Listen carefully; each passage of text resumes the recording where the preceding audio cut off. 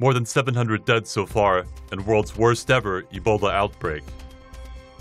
West Africa is seeing its worst ever Ebola epidemic since the virus was discovered 40 years ago. Authorities so far have not taken any action to limit international flights in the region to contain the disease. The spread of Ebola haemorrhagic fever in West Africa started in Guinea in February. From there it spread to Sierra Leone and Liberia. There have now been 329 cases of Ebola in Liberia. 156 of them have died.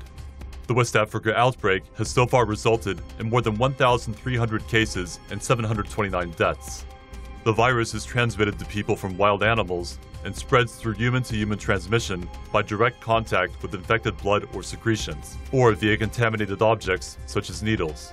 Patients are most contagious when Ebola haemorrhagic fever is in its terminal stages, causing massive internal bleeding, profuse vomiting, and diarrhea. Although Ebola is not transmitted through the air, Liberia has closed most land border crossings, public schools, and quarantined some communities.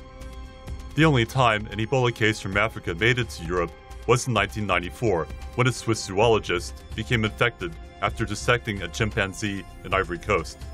She recovered and did not infect other people. Doctors in Ivory Coast have reinforced health checks on border posts to prevent Ebola from spreading from neighboring Liberia and Guinea.